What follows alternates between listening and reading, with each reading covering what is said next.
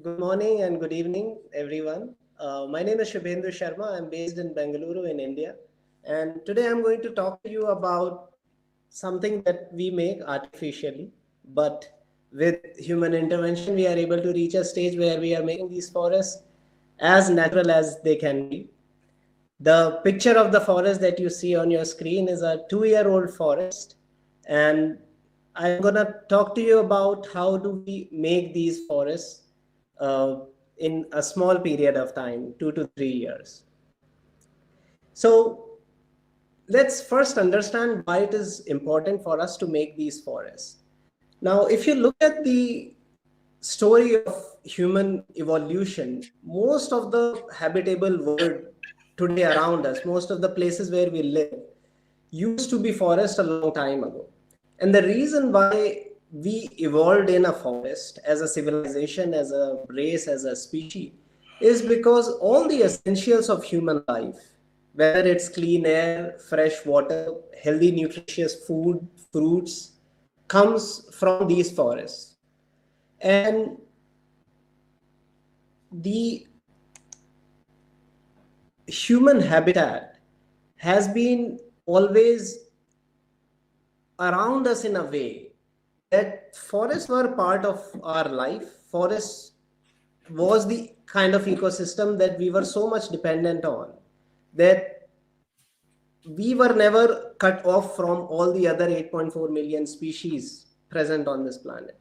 So this painting that you see on your left is around 300 years old, and you can see the kind of diversity of the trees. You have a king, you have a saint, and a musician in the same picture, and they are having a meeting inside the forest. Whereas today in 2020, if we look at the world around us, most of the time we are surrounded by the electricity, neon lights, the concrete city around us. And this has not been our natural habitat for almost the entire human evolution. So today, the stage in which we are in is the stage where we are losing almost 6, 7 football fields of forest every minute. Probably most of the times in developing world like ours, it's done for farming, it's done for clear-cut deforestation, where forest is looked upon as a resource which we can harvest. And due to this reduction of life on the surface of the planet, what we are facing is continuous death of the biodiversity that keeps the soil alive. And because of this lack of biodiversity, because of the loss of microbes, fungi, and the complex diversity in our soils, the soil is losing its nutrition. So the food that we grow on this soil is also nutrition deficient, and eventually it is resulting in our ill health. Now, if we are able to solve this problem, we'll be able to create a habitat that has been the natural habitat for all of us. And if we look at most of the ancient civilizations of the world, if you look at India, if you look at Latin America or the rest of Asia, Japan, we have always been close to the forest. Our culture, our heritage, our folklore, our poems, our scriptures are inspired by the forest and its trees, irrespective of what time they were written in. So even today, till date, we are tree worshippers, and it's irrespective of the religion we follow. This is a Bodhi tree in Bodh Gaya. These are trees in Darbar Sahib in Amritsar. This Gurudwara is called the Bear Sahib. What would have happened initially was that the saint would have sat under the shade of this tree, and the worship would have started there. Eventually, later on, the Gurudwara, the building would have come next to it. And this is a story all over again and again. In South India, if you look at a temple, definitely there will be a tree next to it where the original worship would have started. And this is spread over all the ancient cultures. So this is Guatemala. In Japan, these forests, sacred forests, are called Shinji no Mori. In India, they are called Devvan, Devarkadu, Chidi in Punjab, in Jammu Kashmir, they have a different name. So all over India, we have thousands of these sacred groves where nothing was allowed to pluck or pick, and nobody was allowed to even plant in these sacred groves. And these places became the hotspot of diversity, biodiversity. These became the places where we could even collect the seeds from to later do afforestation at a barren patch of land. This is one sacred grove, one such sacred grove in Punjab. And the trees that you see in these sacred groves are nowhere to be seen in the areas where trees are being planted. The cultivation of trees that is happening for harvesting is usually of some other alien exotic species that doesn't belong to the land on which it's being planted. So we have to bring back the authentic forest, the forest that would have existed at those places a few thousand years ago, with the same trees that would have been found at that particular place a few hundred, a few thousand years ago. So coming back to these forests, the way Dr. Miyawaki, my teacher, defines these forests, he says a place so dense with trees that you can't even walk into them. Now, the prime difference between a forest and any other type of tree plantation is this. Compared to a monoculture or a garden, forests like these, natural forests, have 30 times more green surface area, which also means that they can photosynthesize 30 times better. They have 30 times more green surface area, because of which they reduce their temperature in layer-wise manner, eventually making it reach a point that it does not hot up the soil or hot up the or increase the temperature of the place where these forests exist. So they reduce the temperature, they improve the humidity, they allow the trees to grow, or they promote the growth in a way that trees can grow up to 10 times faster compared to the growth rates of trees that would have been planted independently. And because of the density, the birds and small animals, they feel very safe when they come to these forests. So they start to nest, they start to live in these forests. So flora and fauna combined, these forests are at least 100 times more biodiverse compared to a monoculture where only one type of tree is being planted. The process of forest making is 100% natural, so we do not use any industrial chemical or industrial produce in making of these forests. Now, a little bit of the background, how the forests are made naturally. Initially, there would have been just rocks. On rocks, something called lichens grow, which converts rock into powdered form. And this powdered rock is nothing but soil. Grasses can grow on this soil. When grasses die, they make the soil thick, add biomass to it, on which shrubs can grow. And then comes pioneer species of trees, the trees that grow really fast, softwood. They cover the land and create something that looks like a forest. However, these pioneer species of trees are taken over by slow growing hardwood trees that collectively make a forest, which is also called climax forest. And once this climax forest is established, nothing can move it. It does not have any other stage. And as a result of this succession, we reach a stage where once established, these forests are continuously going to grow by themselves, probably forever. Even when these natural climax forests are destroyed, nature has a potential to bring them back. Again, the grasses will grow, then shrubs, then pioneer species, and in 150 to 200 years, climax forests are going to re-establish themselves. The Miyawaki method, this methodology got into implementation in Japan in 1970s, was developed by a Japanese scientist, Dr. Akira Miyawaki. He devised this method in a way that you can actually bring back a climax forest in a small period of time. In just 10 to 15 years, you can bring back a forest that would otherwise look like a 100-year-old natural forest. So 2008, I happened to meet Dr. Akira Miyawaki for the first time. That time I used to work for Toyota, and with him we made a forest around our factory premises. This was that patch of forest. I learned the methodology, documented it, and using that documentation, created a forest in my hometown in Uttarakhand, in the backyard of my own house. This is how the forest looked like when it was planted, and this is how it looked after 3 years of growing. We made a number of mistakes in planting of this forest. Slowly we improved, and later on I started a company that would make these forests professionally. So we have done work in some of the extremely difficult geographies, also in places like deserts. This is a project in Iran, a 2-year-old forest. This is a project in Rajasthan where not even grass is growing next to the forest. You can see the soil is so barren, so deprived of nutrition and life in it. The microorganisms, the diversity is almost non-existent. And even in such difficult soils, we can actually bring back a natural forest that would have existed at this place a few hundred years ago.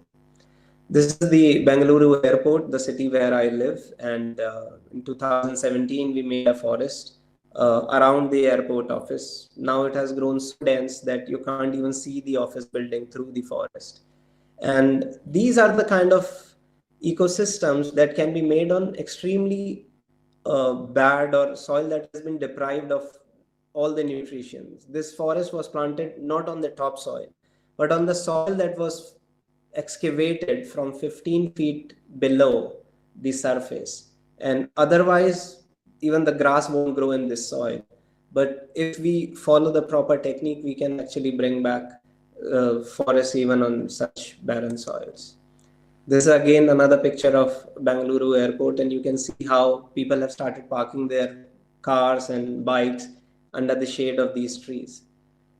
This strip of forest, which is around 4 meters wide, protects the office building from all the dust and noise that comes from the construction of the new terminal happening at the airport. This is in Bhopal in Madhya Pradesh. This is in Beirut in Lebanon. We are planting forest all along the river of Beirut wherever land is available, and trying to bring back the lost natural ecosystem of the river floodplain next to the river of Beirut. So let's talk a little bit about process, how we go about making these forests. The first step is to identify the potential natural vegetation of that particular geography. So we have to go conduct surveys, find the native trees. We collect the seeds of these native trees. We grow seedlings out of these seeds. Second step is to prepare the soil as well as the soil of a natural forest.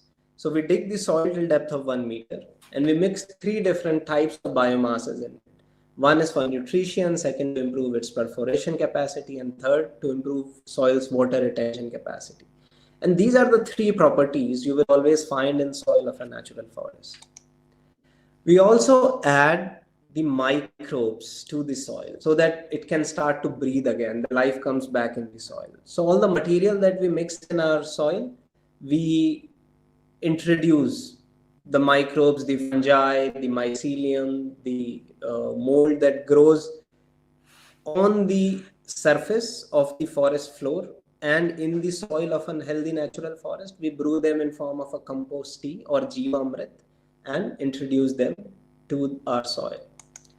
So once the soil becomes alive with these microbes and all the materials that we have mixed, we plant our seedlings at a high density of 3 to 5 seedlings per square meter, just like in a natural forest. And then cover the soil with a very thick layer of mulch so that the water doesn't evaporate back into the atmosphere. And the frost formation, if it happens only on the mulch, so that the roots don't freeze in winter and they can still grow and breathe while it's freezing outside. Within a year, we see the roots have reached a level where they can tightly hold the soil. They reach depths of a few meters. And if you look at this forest below the surface, it behaves as one single organism.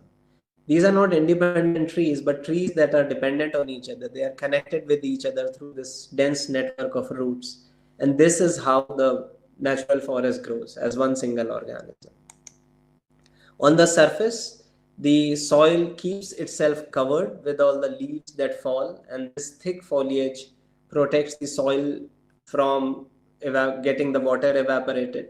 The leaves that fall, they immediately start to decay and start to make humus, which is food for the forest.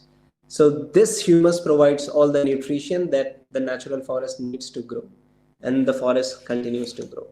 And this is the stage when we get out of our forest and declare it self-sustaining. So since last 10 years, we have made around 150 forests in many different countries in some of the most difficult geographies all over the world. We open sourced our methodology 5 years ago. Shubhendu, can you go back to the slide where you're showing the world map? You're showing the world map. Yeah, here we are. Thank you. Yes. Thank you. Yeah, just stay. Stay here for a second. Sure. Please stay here for a second, please. Sure. This is a little older slide. So now we have around 8 more forests. We are at 152 right now. And right now we have 2 projects under execution, one in Mumbai, another one in New Delhi, and another one coming up in city of Beirut in Lebanon. Wow. Wow. Please continue. Please continue. Sure. Shreeji, you can see me, right? No, I'm just seeing the slide. I'm just seeing the slide. All right, no worries. Probably when I'll get out of the presentation, the camera will automatically turn on. Yeah. Okay, yeah. So 5 years ago, we went open source. So a number of people have started making forests by themselves. We are getting these pictures from all over the world: Korea, US, France, Cameroon, Australia. I mean, I have some of the places we didn't even know where they are, but now the methodology is reaching there. People are translating it in different languages, in Hindi, Bengali, French, Spanish, even in Japanese, and a number of people are making use of this open source methodology to make their own forests. All right, so one question that I would like to ask is, you see this beautiful garden considered to be beautiful in front of Taj Mahal, but do you imagine anything else instead of this garden? What could have otherwise been at this particular place? And the reason why now most of the buildings have a lawn or a garden in front of them is because architects, they want the building to be seen from really far away. So the facade should always be visible, and that's why whatever land is available in front of these buildings are being converted into gardens. But this is actually a colonial idea. The original gardens in front of Taj Mahal looked like this, because the style in which we always maintained our gardens in India were vatikas. So Sita went to Ashok Vatika. She didn't went to Ashok Garden. Similarly, the Sabz Bagh, the green garden in front of Taj Mahal, was a forest-like garden. And this is one of the oldest pictures of Taj Mahal, when probably during the colonial rule, these gardens were removed and converted into a lawn style of garden. And I did some research and found the reason why these gardens were introduced in urban landscaping was it was a symbol of wealth, that we have so much land that we can even waste it by just planting grass on it. And this is a phenomenon that we are seeing all over the world now, where we are continuously making lawns, continuously mowing them, burning a lot of fossil fuel and manual labor, by putting in a lot of chemical fertilizers to maintain them, and waste a lot of water in keeping this grass green. We did an analysis for the city of Paris, and we found that the money municipality is spending in maintaining these lawns, that money that they would spend in period of 10 years, in 1/5 of that money, we can actually make a forest that will become self-sustaining in just 2 years. And the mayor really liked this idea, and they ran a competition. Out of 1,300 projects, afforestation in Paris reached fourth place out of by citizen voting. And later on, they spent some money and made the pilot project. That forest has grown really well. The mayor funded it, and now they have declared 5 new urban forests coming up in city of Paris. So I think with the right mindset, also considering the ecology and the economy of such afforestation, we can really bring back forests in cities. And one of the ways we are doing this is now by providing a service called forestscaping.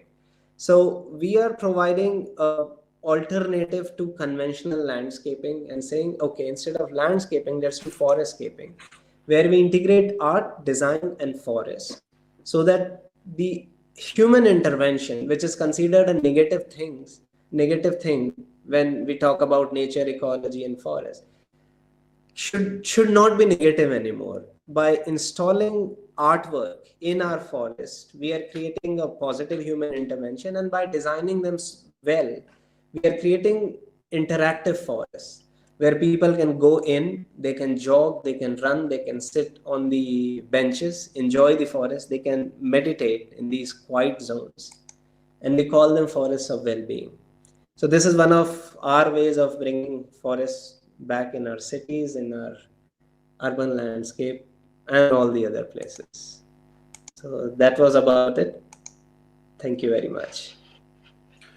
I don't have words to say what I've just observed, Shubendu. Just truly fantastic.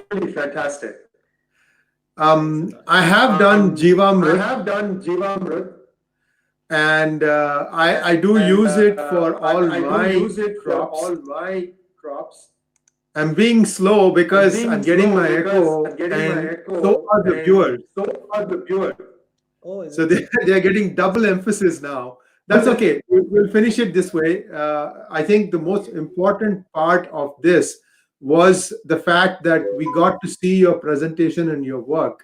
Now, how can a common person contribute in this? Can they download a design from you and take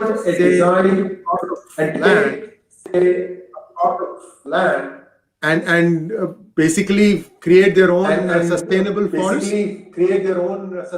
forest? Sorry, you have to come again, Shriji, one more time. I missed some of your question. Sure. So I'm saying I am a layperson. I want to create this forest in my own backyard. How do I do that? All right. So there are few prerequisites of how one would be able to make a forest. So we have to have sunlight, like plants need sunlight, water to grow. And the most important thing is we need some plants, some native plants of native trees that we can start with.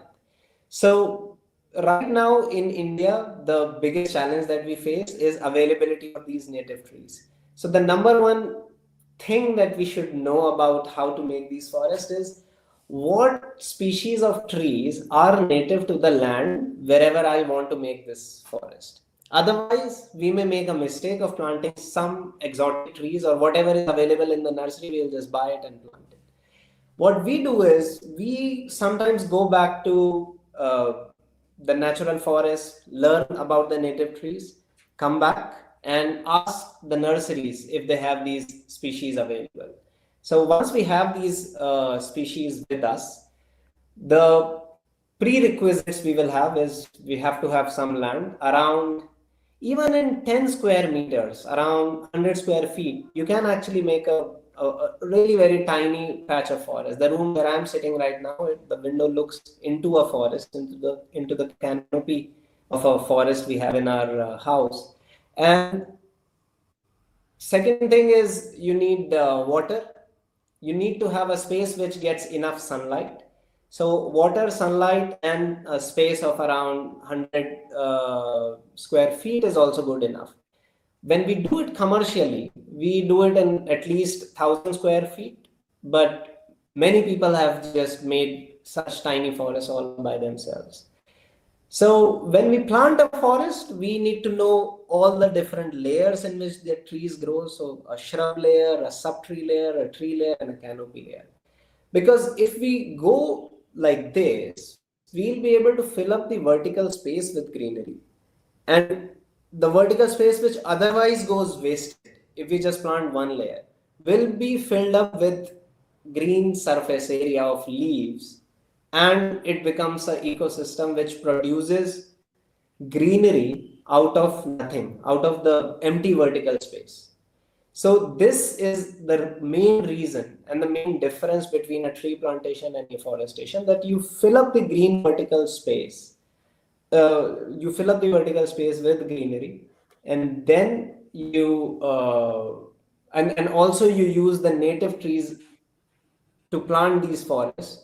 Native trees would have adapted themselves to that geography for a few hundred years, which also means that you do not have to maintain them once they reach a certain level. Means once they are established, no need to water them. Even if you are in Rajasthan, even if you are in a deserted area, the native tree species of that place would have adapted themselves so well to that geography, to the natural rainfall of that particular place, that they don't need any external input to stay alive. So these are a few things, but one can read the detailed version by just downloading the methodology on our website. And right now we are in a process of making a video tutorial on how to make these forests. That's wonderful to know, Shubendu. And I can assure you, you're going to get a fair amount of requests after this hangout, because I'm seeing the conversation going on while you were doing the presentation. Very, very impressive, my dear friend. And I hope that you're profitable. It's a startup with a philanthropic mindset. And we will do our best to get the word out there. And heck, who knows? Some of us might end up creating our own mini forest in our own backyard. But it was truly an astounding presentation and a great conversation we had. I'm hoping that we'll come back after you have your video done, so that we can actually go through that and do a more a detailed hangout. And you know, you can just take some test cases. I mean, you showed Bengaluru airport. I know how that airport has evolved. You know, they built the airport, but they couldn't build the road in time because the soil was too soft. So they had to first fortify the soil. Took them years to do that. It used to be a mess, continues to be a mess. In fact, I have moved away from Bengaluru for this reason. I don't go to Bengaluru anymore unless I have to. So my point again is that all these are great efforts. India, especially because India has created concrete jungles, and we need to get back to our roots. Otherwise, monsoons will not be predictable. And what about all the other flora and fauna? I mean, we are not taking care of them, and they can self-sustain. They don't need anything else. We just need to create these things and take it from there. I'm rambling on here, but I'm truly impressed. Thank you very much for taking time out to come on this hangout with us. Namaskar. Namaskar. Thank you so much, Sree. Namaskaram. Great talking to you. Thanks a lot.